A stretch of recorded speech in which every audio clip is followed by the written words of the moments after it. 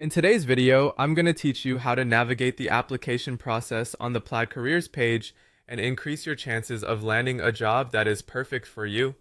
Whether you're a seasoned professional or just starting out, the right approach can make all the difference. Let's dive in. First, head over to plaid.com/careers. Here, you will find a wide array of opportunities listed by department such as engineering, product, sales, design, and operations. It's really convenient since you can use filters to refine your search based on location, specific teams, or even if you're looking for remote roles. This is a great way to narrow down the openings to those that best meet your needs and aspirations. Once you've done that, take a closer look at the roles that catch your attention. Clicking on a job title will bring up a detailed description of the position, outlining the responsibilities and the qualifications required. This is a crucial step, as ensuring your skills and experience align with the role will strengthen your application. It's about finding a match not just for them, but for you too.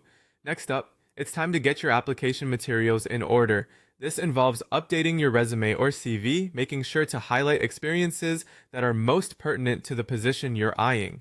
Additionally, craft a cover letter that goes beyond the generic templates.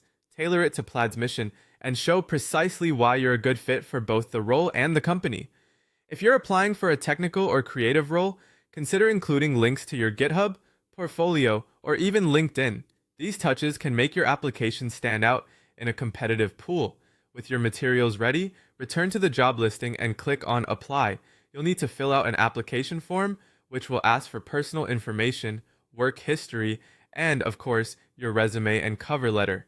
Carefully check everything for accuracy before hitting Submit.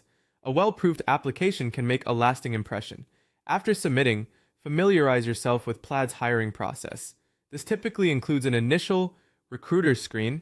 It's usually a call to discuss your background and interest in the company. Next, particularly for engineers, you might face technical challenges, while business roles might include case studies.